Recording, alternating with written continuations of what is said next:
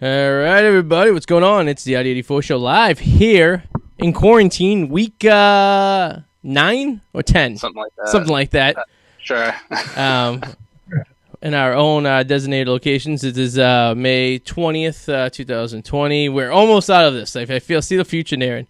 As always, the Adam the Mallet to the upper left up there, and second time on the show, special guest, Mr. Ryan Glover. What's going on, guys? Yeah, definitely. Not much.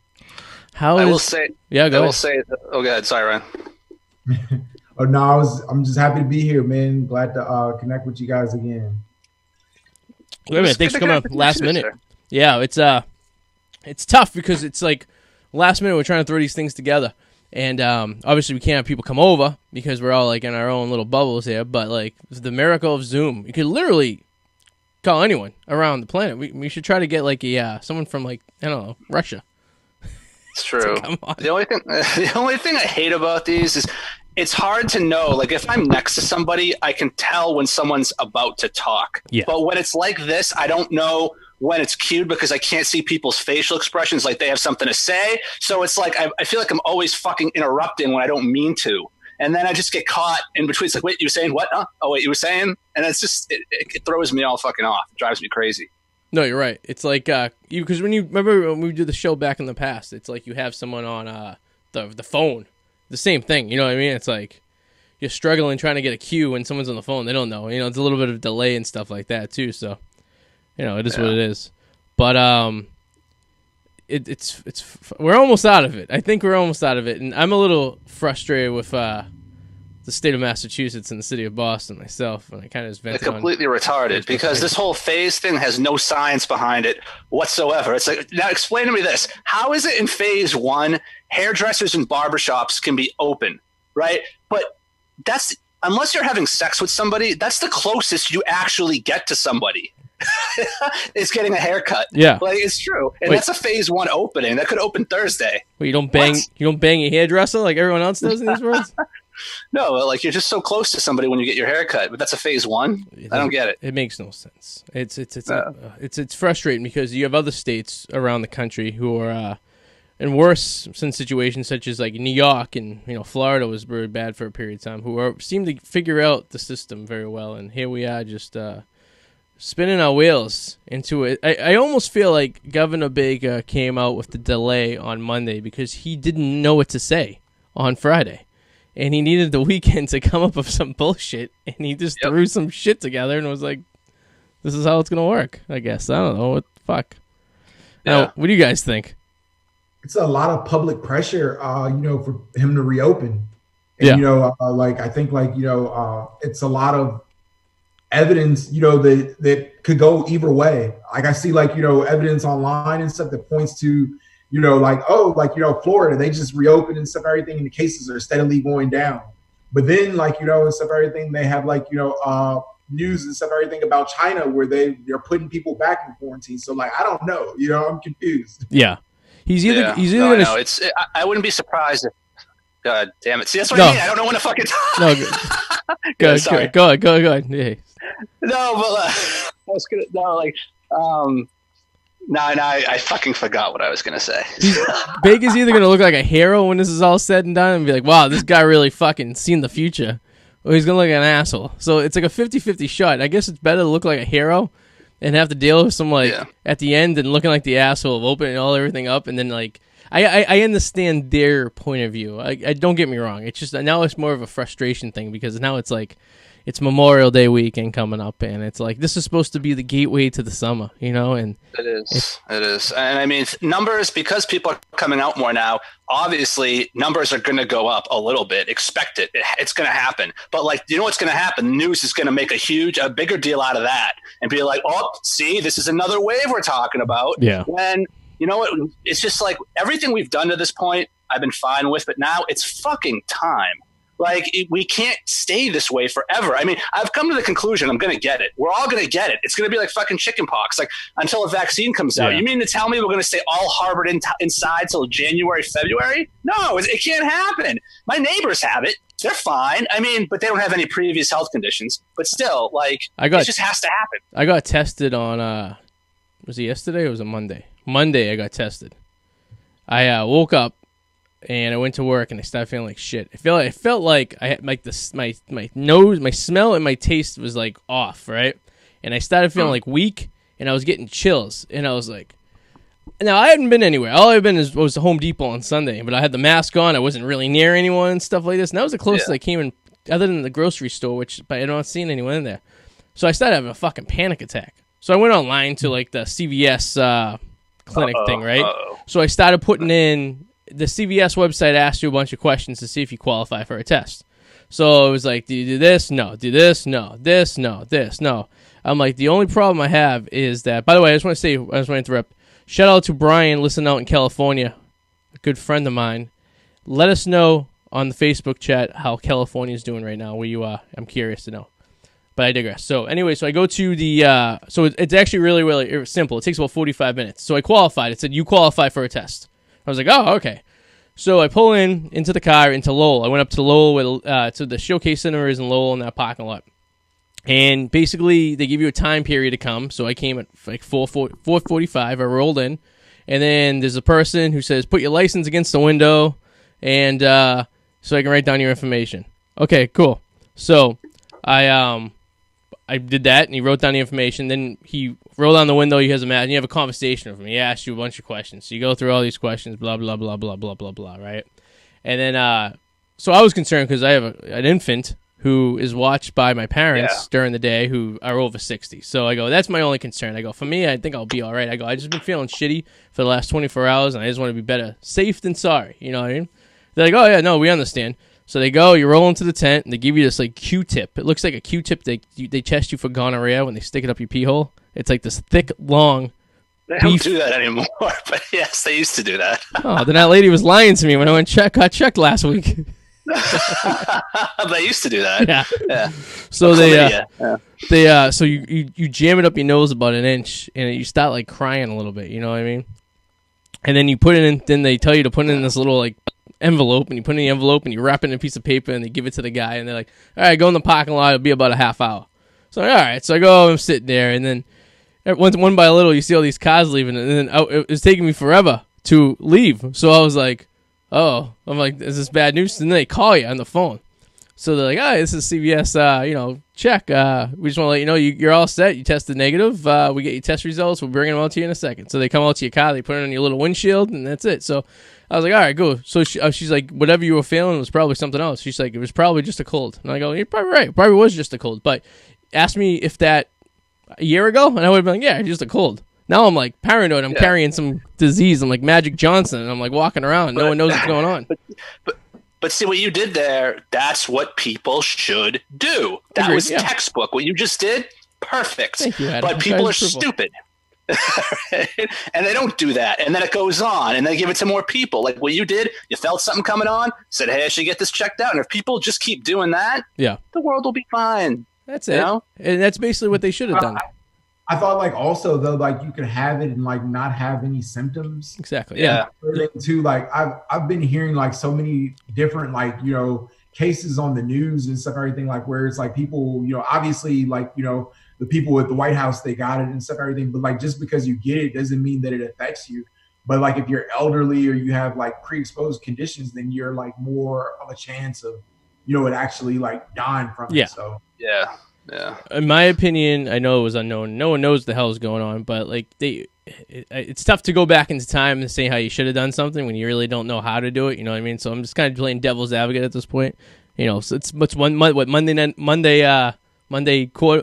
quarterback they call it, Monday morning quarterback. So if I'm Monday morning quarterback in this whole situation, I guess I would say is like, all right, tell everyone who's 65 and older to stay tight and just chill. And then, let everyone else out there, if you get it, you get it. And then if you're older and you're at risk, then you take, you guys. And it just works out for the advantage that most people 65 and older, for the majority of them, don't work anyway. So they're kind of retired and they can kind of chill and just kind of do their thing for a little while until this all mellows out. But and then the younger guys like ourselves who are a little more tolerant to it, if we get it, can kind of plow through and do what we got to do. But obviously we didn't know that. So, I'm not so pissed off at Marty and Baker to the point that I just need something done. I feel like they're behind, and I feel like Massachusetts is always so ahead, and I feel like today they're like so behind, and it doesn't seem very Massachusetts like. You know what I mean?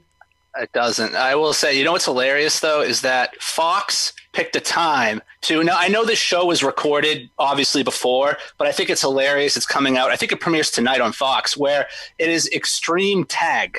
Like the most unsocial distancing thing you could possibly think of is on television tonight. With the extreme tag. The Watts brothers, right? Is that who's hosting it?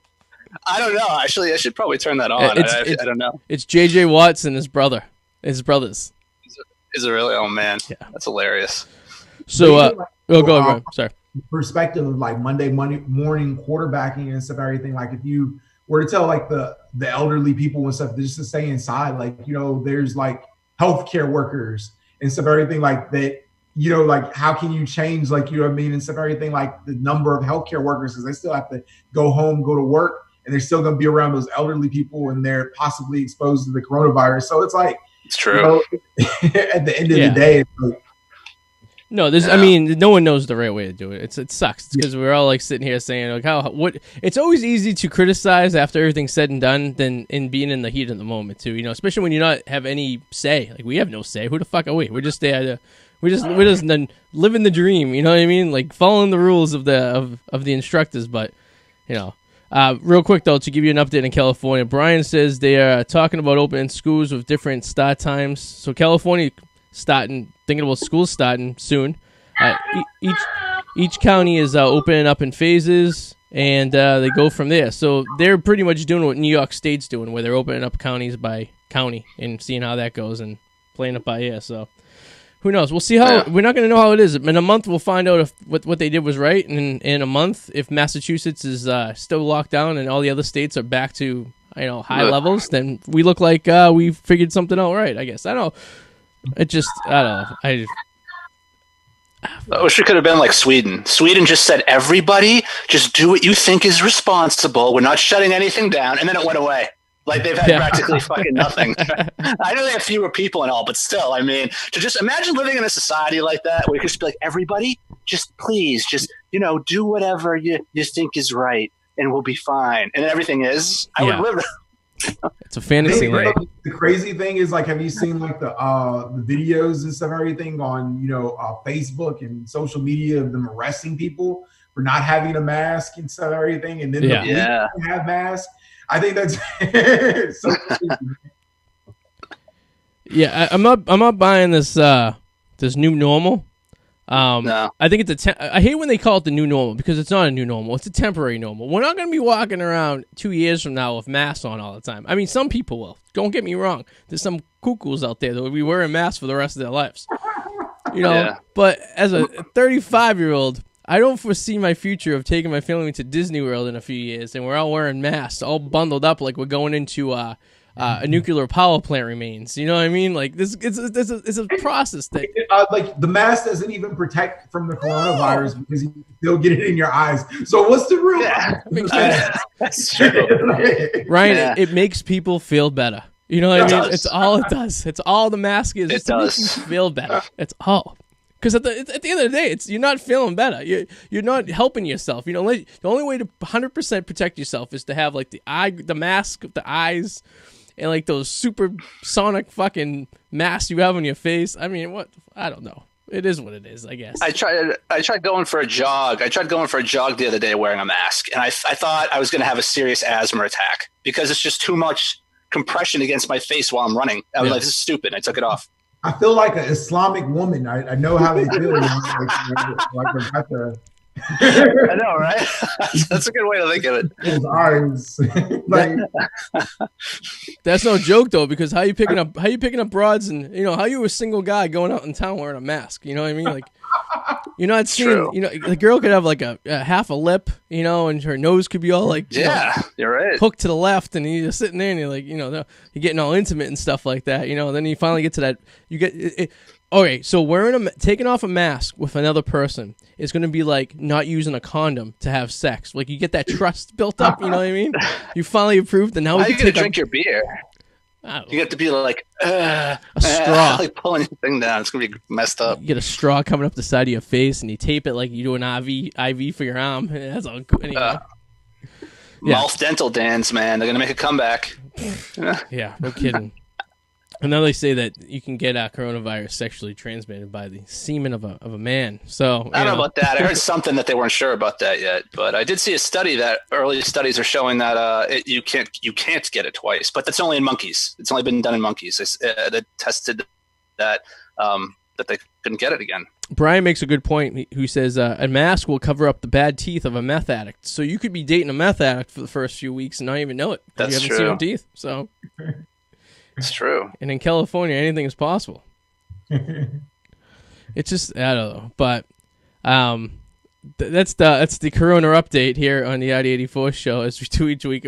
We're running out of things to talk about because basically we're just kind of losing our mind. You know? Yeah, I know. Well, remember I sent you that text the other day because the news is so desperate for stories that aren't COVID related that they actually ran a story about how somebody died at the former resident of ex Red Sox player Carl Crawford, but he doesn't live there anymore. So why is this even a story? He used to live there. Poor Carl Crawford. He's like, I left Massachusetts because I hated Boston. Now I gotta fucking still deal with stories about me. It's fucking crazy, man. Stupid. Yeah. So I've been seeing, I don't know if you guys have been seeing this at all, but it's starting to come, I feel like it's just attracted to me now. A guy drove by me yesterday on the highway with back of his car with pieces of paper cut out that says COVID-19 is fake. And he was just flying. So, and then I'm online today, and I have two accounts. We have the Bob Smith account, which runs all the kind of the social networking accounts and stuff like that. Bob Smith. And Bob Smith is in his emoji or whatever is the faces. It's my son's big giant teddy bear, right?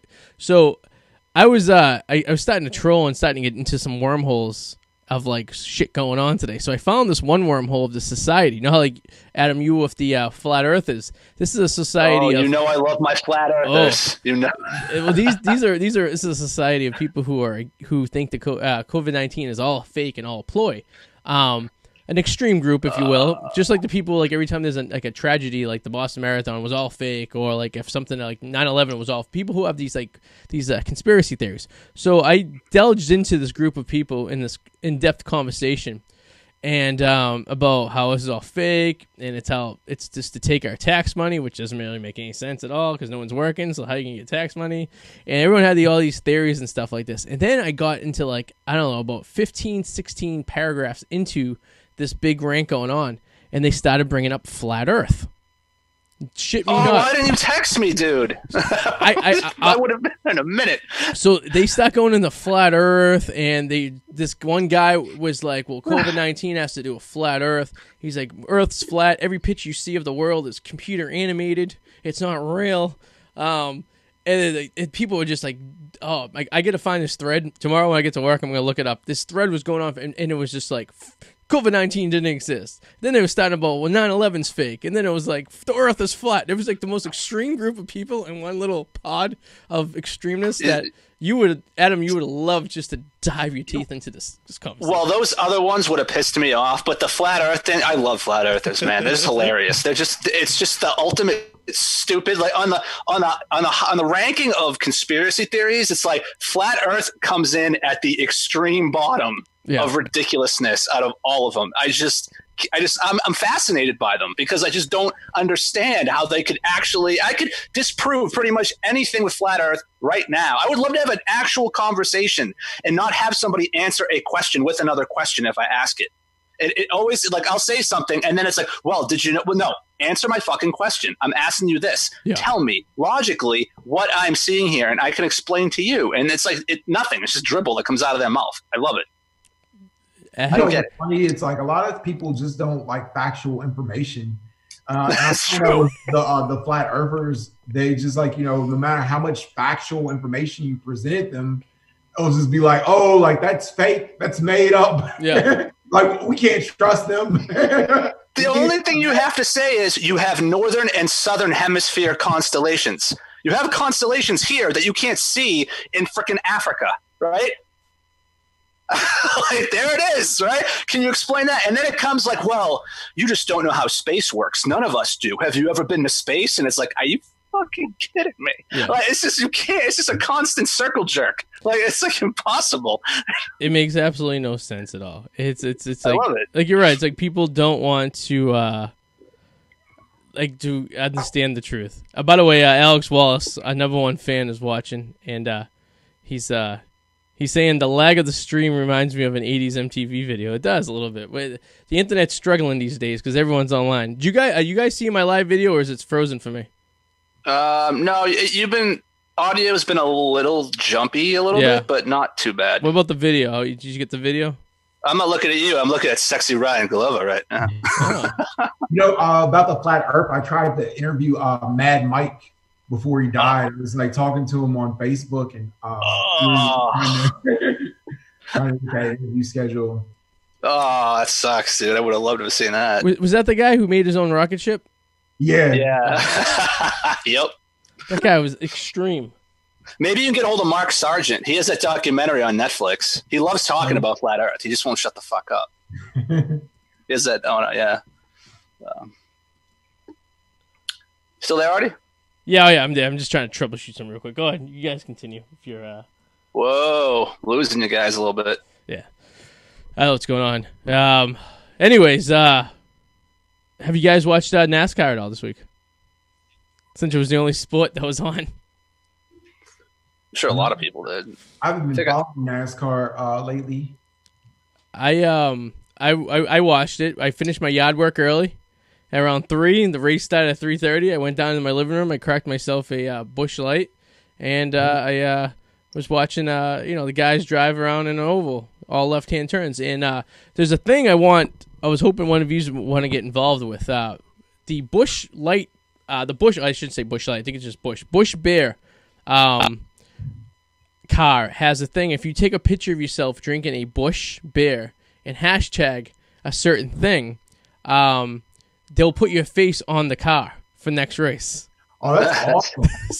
So that's interesting. I was after a few drinks, I was thinking that possibly I was going to start photoshopping some of my friends with Busch Bear in their hands and trying to get one of their faces, like maybe Adam's face gets on the car.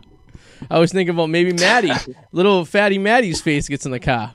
How fucking funny would that be? If you sit there and you're like, oh, Maddie's face is on a NASCAR car going around a track. That would be pretty funny.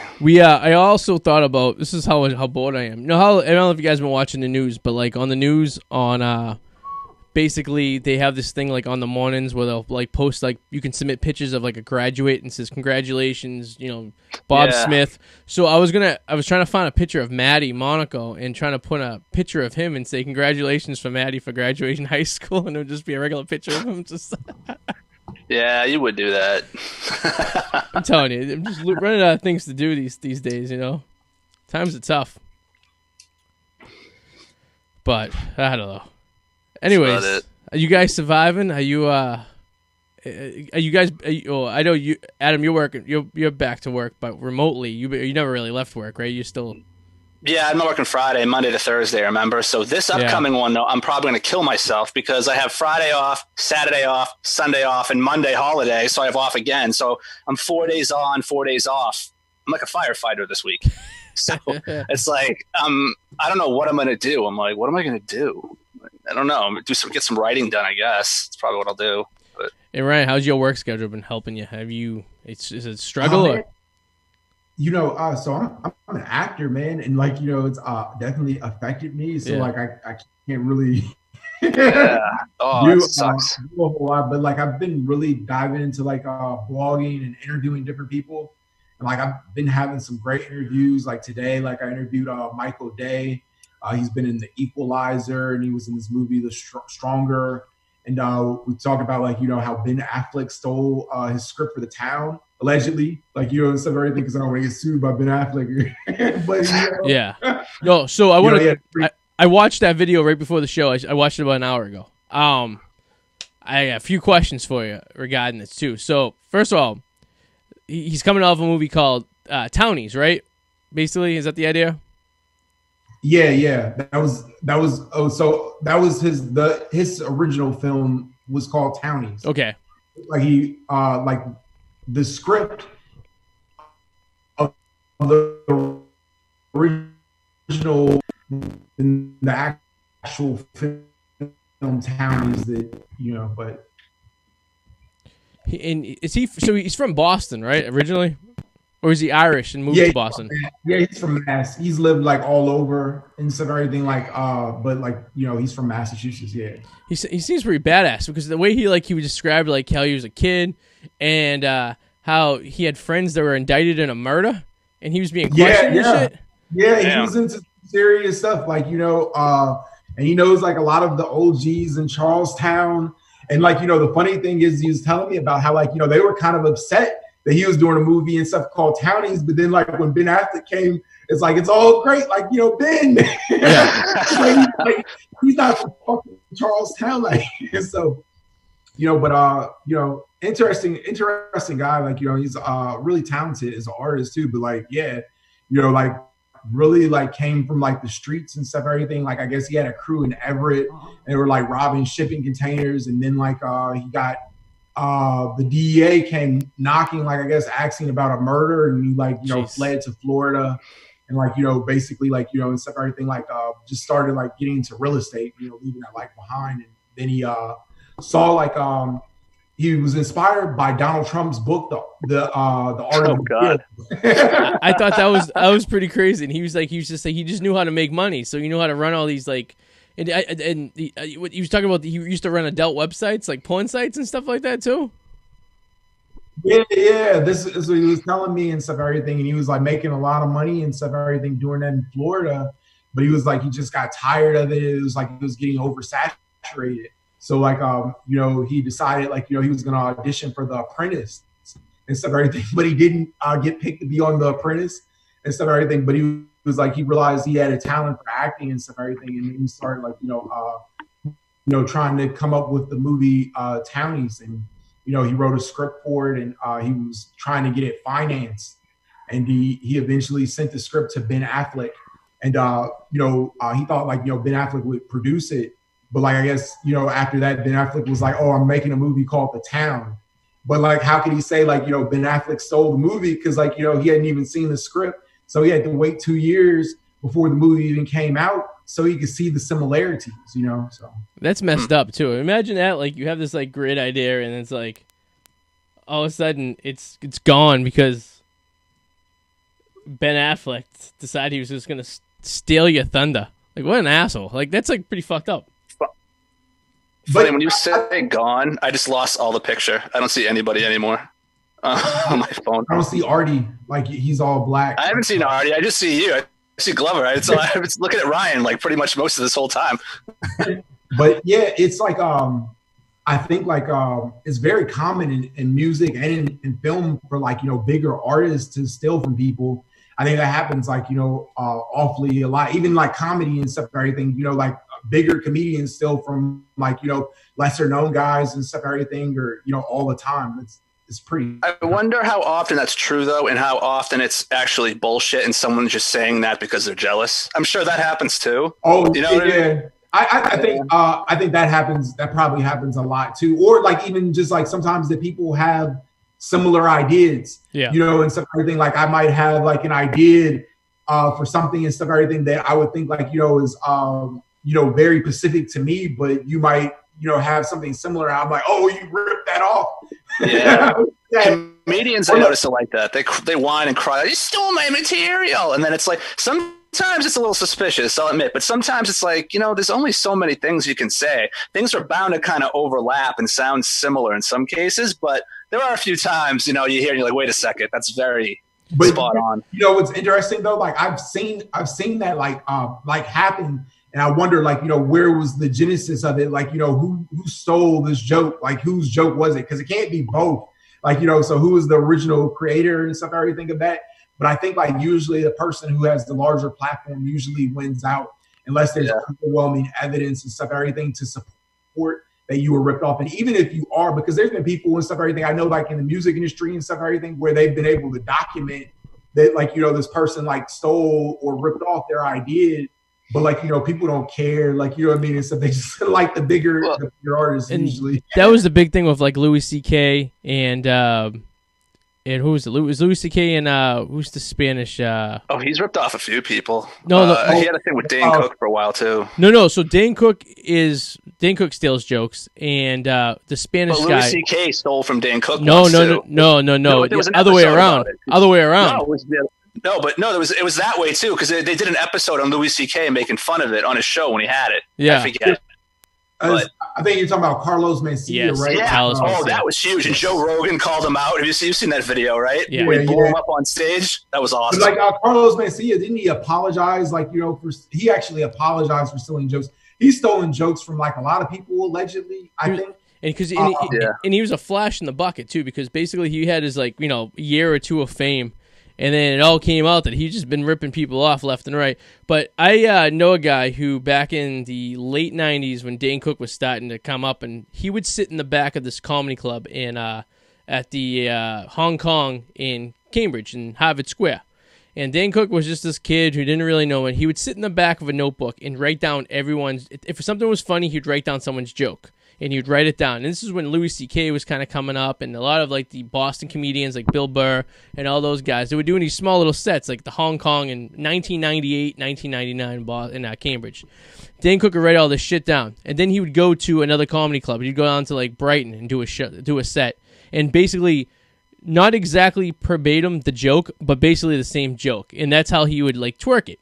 So he would kind of like write his jokes down and then dodge these comedians. So he never actually had to come cross with them to actually say the joke when these guys were there. And then a matter of time, it all caught up with him and stuff. But by that point, it was already too beyond, it was just very odd that Dane Cook, he was funny, but like his rocket to stardom was so fast. Like you never see a comedian go that fast. Like he went from... Well, I think because he came out like during that era of MySpace. Yeah. And everything and he was able to capitalize on the internet, and a lot of like comedians and stuff, particularly like a lot of people, because it happened like it was like with music and stuff. The people who were like really good with the internet were really able to capitalize really quick. And I think like he was one of those people who was like just really good with the internet and the web. He was big. He's one of the only comedians to ever sell at the Garden. He's one of the only ones. And super cool, man. I met Dane Cook once, like on Christmas and stuff at the Laugh Factory. He worked, they have like this every year, the owner of the Laugh Factory, he does where like they feed the homeless, like the comedians and stuff, everything. They'll feed the homeless and stuff. And he was there.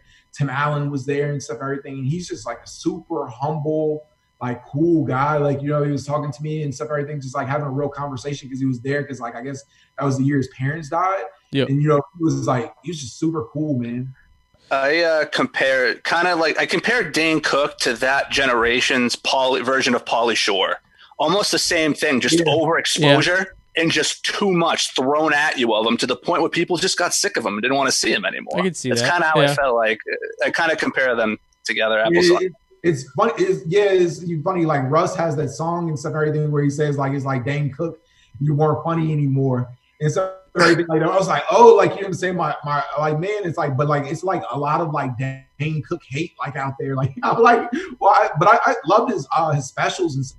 I really thought he was funny, man. I seen him at the Garden twice. Let's see, we're going back to 2006 and that was I was there for that. That was the taping of his HBO special. Yes, right? and then I seen him again in late December 2007. So like almost like a year and a half later.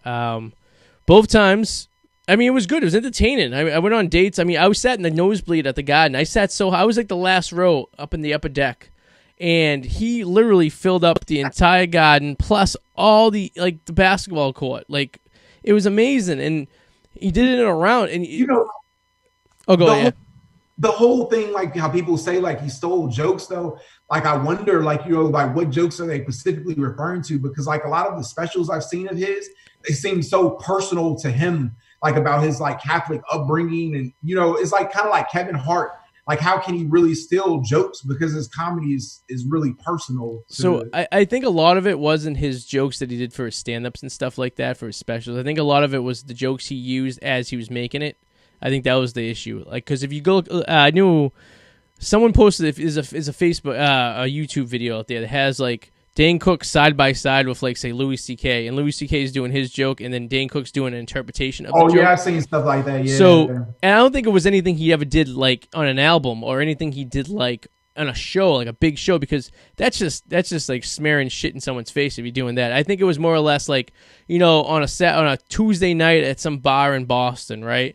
You know, you hear some guy's jokes, and then Wednesday night you go to an open mic in Brighton and you say the same joke. What's the odds of anyone who was at one place at the other place be there at the same time and cross, you know, paths or whatever like that? And you just kind of taking advantage of a situation. And I think a lot of comics do that, to be quite honest with you, because I think it's hard not to sit there at a comedy club as someone who's did comedy for 5 to 6 years and sitting there at an open mic or sitting there at a show, and you have to listen to 6 or 7 comics come up before you. It's really, really hard not to take in what they're saying and then come up with ideas based on that and call them your own. Because basically, unless you sat there with headphones on and just looked into like the abyss, you're going to be, you know, what's that word when you observe stuff like naturally, you know what I mean? Like just like coming into your head, like coming up with ideas based on what other people's jokes are. So I see how that happens. And I've probably been guilty of it myself. And then one day you sit there and you think you have a great idea for a joke, and then you say it to someone, and they're like, oh yeah, so-and-so did that joke 2 weeks ago. And you're like, oh, but it's like, it's no one owns a joke. There's no copyright for a joke. You know what I mean? It's and like you said, Dane Cook does a lot of like experimental shit. Like it's experiential shit. Like it's about, you know. Like one of the things like Bert Kreischer was telling me, he put out like a book, like, you know, with some of like his jokes so he could have some copyright protection. Like, I guess, like, you know, it's because he's really paranoid. He was telling me somebody stole jokes. He didn't want to talk about it because I interviewed Bert Kreischer before. I've interviewed a lot of comedians, and he was telling me about, like, you know, people stealing jokes for him. And, you know, it's a real paranoia thing. Oh, yeah. Comedians specifically. Comedians, I don't know if you've ever hung off a lot of stand-ups, but in my decade of, you know, being, you know, for like 5-6 years doing stand-up and 10 years of being involved in it one way or another, hosting comedy shows and clubs and stuff like that, stand-up comedians are very unique.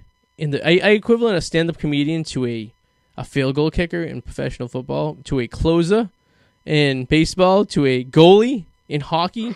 They're unique individuals with their own personalities, and they're very usually, the funnier you are, the more troubled your life has been, and that's usually they have depression issues. Yeah, so it's like if you're really funny, then you have a dark, you know, side life, and it's like, holy shit, like it's very uncommon. Like I always blame that. Like I have a pretty normal upbringing, and I always blamed my normal upbringing on my my average comedic skills. You know what I mean? Like, if you were a hooker and dad was you know, a gangster killing people on the side, my jokes would probably been a little more funny with the depression I had growing up. But you know what I think is bizarre just about comedy in general, and it's that if you're already accepted as funny, you could say things that normally somebody else would say, and it wouldn't be funny. But because this person, who by society standards think is funny, said it, automatically it's now funny, which doesn't make sense. Like, for example, I'm going to take you back to a story when I was a little kid. All right, when I was in elementary school, there was this kid who was the class clown, got tons of laughs. He'd fart in class. People would laugh hysterically. Like, oh, Brian, you're so funny. So one day I was like, you know what? I'm going to fart in class. So I farted in class, but it wasn't funny. People were just like, Adam, that's disgusting, right? You know why? Because he is perceived as the clown. He's accepted as funny. I'm a normal person. Me doing that is gross. Him doing that's funny. Yeah. No, I agree. It doesn't make any sense. Well, it's just like if a popular person in school does something, you know, like, you know, if he, you know, dyes his hair blonde, everyone's like, wow, that's cool. That's the trend setting. But then, you know, some kid who isn't so popular dyes his hair blonde. He looks like a weirdo. You know what I mean? It's like, it's agreed. Yeah. It's just. It's weird though, because like it happened. I see it amongst groups of friends too. Like there have been times, even Eric has said something like, or I'll say something, and then Eric will say that was funny, but then he'll realize, oh wait, Adam said that. I thought Maddie said that, and I'm like, what's the difference? He's like, well, it's Maddie. It doesn't make any sense. Like if somebody says something funny, funny's funny. Adam, everything you say I think is funny. I actually celebrate your catalog. Well, my face is funny. Do you know who actually said they missed you today? Was Eric Danger Powers. I don't know if it was a combination of like the 18-pack of Coronas he's been drinking over the last 24 hours or the amount of weed he's been smoking on the deck. But he did say, I do miss Adam. And then he's like, oh, I'm going to miss the show because it's at 8 o'clock. And I'm like, okay. And I walked past him in the hallway. Now, Ryan, if you don't know, Eric is a friend of ours who I did a show with for many years. Did comedy with him for many years. Worked with him for many years. Adam and I worked with him for many years, and he now lives in the spare bedroom in my house. And, when did he come back? Because he's been MIA for quite a while. He officially came back. He made an appearance. Would be 2 weeks ago. 2 weeks ago Friday. This upcoming Friday, and he's like, "I'm going to start transitioning in." I'm like, "That's cool." And we're and obviously you Adam we're working the transition. We'll probably get you in here by June. Probably a couple weeks to get into the studio now. We're slowly transitioning people, knowing that we gotta have an awareness of stuff like that. So he's obviously has been paying rent, so we had him come in. So he's like, all right. So, but literally all he's been doing is just chilling on the deck, smoking weed and drinking Coronas, which is fine. He's getting out of the way. Yeah. But I do have to warn him if he is watching this. He should take that garbage out, because my wife is getting very upset with the constant jamming of the trash into the barrel without taking the trash out, in which you have to walk by the trash can anyways to go out to the deck. So if it's just a warning, because I just sit there and go, My wife, on the other hand, she had a long day at work. It might be a little when she's just sitting there watching him just jam it into the barrel. Like it's giving CPR. Yeah. Like he's giving CPR to the trash barrel. Like stretching a 15-gallon trash bag to 30 gallons, just like jamming everything you can put in there. And I'm sitting there and looking at him. I'm like, was the garbage full? And he's like, yeah. He's like, I'm like, you probably should take it out. I'm just saying. I'm like, if I was doing that and my wife was looking at me jamming trash into the garbage, I'd get that death stare. Like, are you not gonna take the garbage out? You know what I mean? Like, That brings me to another question. Why do they have trash bags as gallon size? Like, why do they measure it by gallons? It's not like they measure condoms by teaspoons. Like, seriously, write that joke down. That was pretty good. There's a point to ponder right there. I know, right? What would you if you didn't want to use gallons, what would you suggest that the bag companies I guess calculate their volume? Cubic, small, medium, large, extra large, like condom sizes. Why you got to do gallons, right? I guess so. I guess it's more of a cubic measurement. I guess basically it's how they base it off of. I guess I don't know. Right, then should differ condoms. Like if you told someone that a bag could hold 15 cubic gallons, would you be able to, in your mind, think about how many cubic gallons can hold that bag? I mean, no. I can't personally. I'm not that I'm not like Rain Man who can see gallons into shapes. I think it's a little odd. Gallons into shapes. I agree with you. Why do they still measure cars in horsepowers? I don't know. I know. Jerry Seinfeld has a great joke. He goes, why do they measure cars in horsepower? He goes, so you're telling me if your car doesn't run, you can get 300 horses together and tie them to your car and you get the same power as you would if you had the engine going? I mean, realistically, that's what they're measuring. I don't know, man. It's like, what kind of world are we living in? I'm gonna buy. I'm gonna buy some tablespoon-filled size condoms tonight. That's what I'm doing. I want to meet someone I haven't used a condom in 4 years. Yeah, I haven't. I feel like maybe I could talk my wife into a Throwback Thursday. See how the old. I'm sure I could blow some dust off one I have in a box somewhere from when we first started dating a long time ago. Lube all dried up.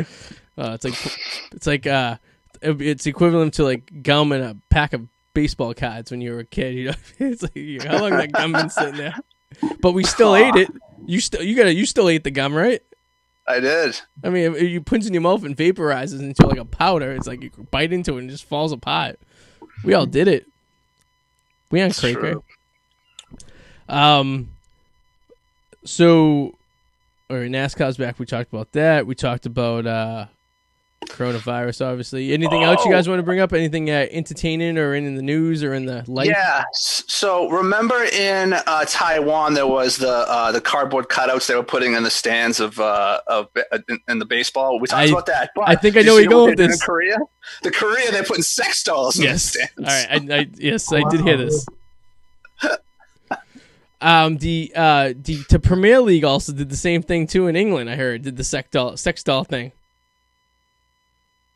And they put shirts awesome. and clothes on the sex dolls. But have you ever seen a sex doll that doesn't have big puffy lips though? I mean, that kind of obviously makes it like big old lips like. Yeah, they're very inviting. Have either of you guys, and you don't have to say it if you did, but have you guys ever owned a sex doll? No, I never have. I remember when I was, I had to be like 19, 20 years old. I went to Amaze. You ever go to Amazing up in Route 1? Yeah, I've seen them there. Yeah. They had this one behind glass. It was like a $500 sex doll.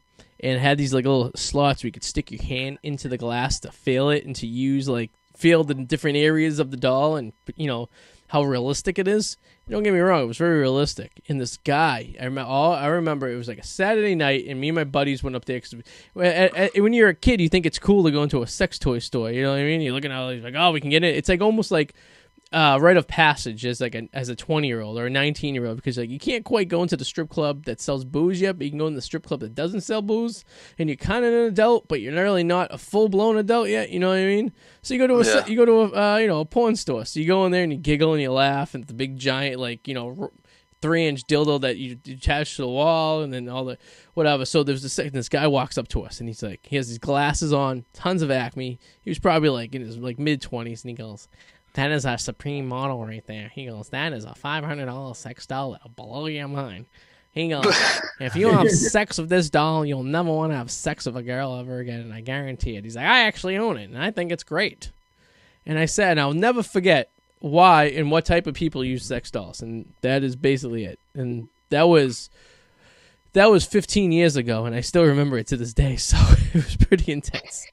I wonder what he's doing now, that guy.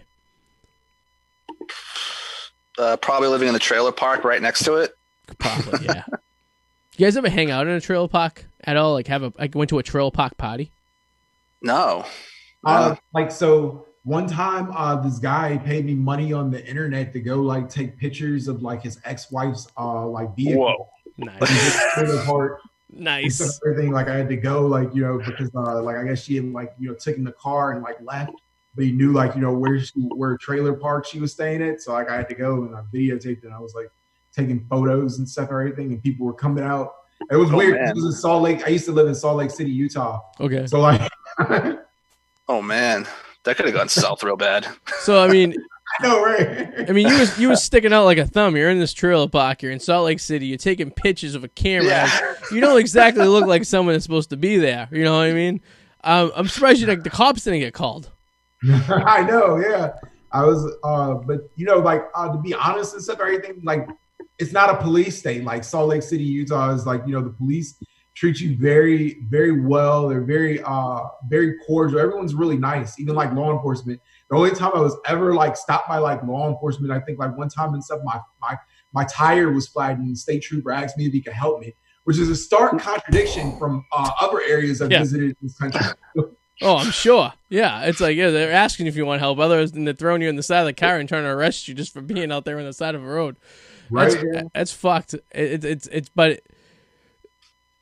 So trailer parks are unique. Adam, you ever drive through a trailer park? Have you ever really seen one firsthand? Not up close. Not other than the ones on Route 1 that you pass. I've never been through one. No. So my first experience at a trailer park was a young kid. I was probably 5, 6 years old. I had a great aunt who lived in a trailer park in Florida, right there at the beach. And once a year, we'd go down to Florida and we'd go visit my grandparents, and we'd go and take my aunt out for lunch and stuff. And we'd get a full. I was exposed to trailer parks as a young kid, but I never knew the what's the word, the reputation that trailer parks had until I got older. You know what I mean? I never thought too much of it. I just thought it was like a trailer park. You live in a house, you live in an apartment. I never put two and two together until I was 17 years old, and I was working at the Audubon Pan at the Square One Mall in Saugus. And there was this girl, and her name was Danielle, and she worked at the store that was next to us. And it used to be a cookie store, but now it became it was hometown eatery, and it was this dude, he just cooked food, and it was just homemade food. It was chicken cutlets and stuff like that. It was stuff you couldn't get at fast food stuff. It was actually cooked stuff. And this girl worked there and the girl was my age. She was 17 or whatever, and the guy was probably in his 30s, and he was banging this girl. And he hired her so he could have sex with her while they were working and stuff like that. So his wife didn't know. So he was he's working, but he was having sex with this girl that was working there. So she became friends with me and my buddies who worked at the Audubon Pan next door. So we'd work like a Tuesday night. No one would be at the food court on a Tuesday at the mall, and just be shooting back and forth. And she had booze at the restaurant next door, so we'd go over there and have a few drinks, and then she was like, "Oh, I used the bathroom," and it would be a stack of porn about 4 feet high in there. She's like, "Oh, yeah, do what you want." And I was convinced now there's cameras in there. And I didn't think of it as like a 17-year-old. Now I'm thinking there was probably cameras inside there. So one day she was sitting there, and it was a Friday night around 9:30, and we're closing up shop and everything. The mall closes at 10. And she goes to me and my buddy. She goes, what are you guys doing after work? And I go, I don't know. I'm probably just gonna go home. And she's like, do you want to come to the trailer park? Now she lived in the trailer park on Route 1 in Saugus. That is, where is it? It's after Kowloon, so it's on the right hand side. Is it Shady Acres? Is that what it's called? I don't know. There is a Shady Acres. I'm not even making a joke. I don't know if it's that one, but there is a Shady Acres on Route 1. It's on Route 1 North on the right-hand side, and it's like between... It's next to the driving range near Fred Ruckus, that one, where we used to hit the balls in the driving range into the trailer park. Oh, I know exactly where you're talking about. Yes. Yeah. So okay. she's like, you can come party with us. We want well booze and stuff like that. So everybody like, all right. So we took one car, and she's like, do you mind giving me a ride back? Because she used to walk. I'm like, yeah, well, I'll give you a ride. So I had the old Jeep. I had the Jeep 1.0. It was a 2-door yellow Jeep Wrangler. And we threw her in the back. We drove over there, and I parked. And we pulled up, and everyone's looking at us like we're funny. Me and my buddy are looking at each other. And then she's like, no, that's cool. She's with me. And they're like, oh, all right. So everyone was just like chill. And there was like a bonfire going on. And it was like all this noise. It was like late at night and it was making so much noise. And I get out of the car, and I start walking. And all of a sudden, someone throws a beer at me. And it's like, hey, have a beer. And it was like a natty light. And everyone's just drinking and stuff like this. So me and my buddy are looking at each other like because we don't know anyone. And we're very apprehensive of like, all right, are these people cool, or are they like setting us up for something? They're gonna steal my car, or they're gonna rob us? Like, we're not quite sure. We're trying to feel the vibe. I'm like, we know the girl, but like, how well do we know her? We just know because she lets us look at porn and like, hang out at a restaurant and stuff like this and everything like that. So we're there for a little while. Everything's kind of cool and stuff. So we're kind of chill. So I'm sitting there and drinking, and all of a sudden she comes up to me and she starts rubbing my back. And like slowly caressing me and stuff like in a very sexual manner, right? And I'm sitting there and I'm looking at my buddy, and he's looking at me, and he's kind of giving me the yeah, like I'm like, but I didn't want to. She wasn't really my type, you know what I mean? It wasn't exactly the,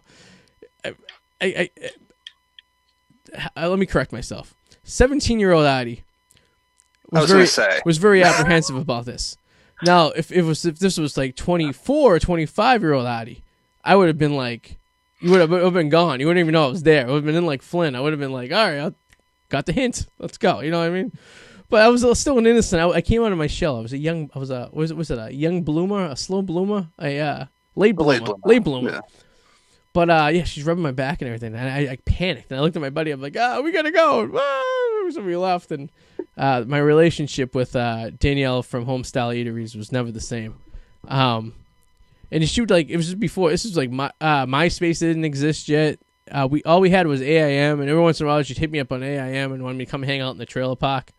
And then, so fast forward like 3 years, it's my junior year of college. And she hits me up, and she's like, do you have a camcorder, right? And I'm like, yeah. I thought she wanted me to film like a porn or something like that. She's like, I want to me and my friends want to do like a documentary of a day in the life of people in a trailer park. So I'm like, all right, that's cool. So I went up there, I shot up there, and I had my old the handheld camcorders of like the mini tape that went in there. You know what I mean? Not the small tape, but it was we're talking like 2002, 2004 ish type stuff. Yeah. So I go up to the trailer park, and it was, I gotta tell you, it wasn't anything to put together in a film. It was kind of dull. They were like just sitting by a bonfire and just drinking beers and just like bullshitting about like, so-and-so's brother's getting out of jail. The wife that lives next door has an ankle bracelet. The guy lives down the street, sells crack. And it was like, I'm just videotaping them. Like, I couldn't really put anything together to actually make a video out of it, which was very disappointing. And then she offered to pay me with a blowjob. And I was like, gotta go. I'm scared. Yeah. That was my experience at a trailer park in Saugus. Wow. Who knows Saugus would have so many trailer parks, I know. I definitely would have accepted the blowjob. It was like, Listen, 25-year-old Arty would have. 21-year-old Arty was still a little shy. 25-year-old Arty would pretty much do anything. I mean, anything. I mean, my standards are very, very low at this point.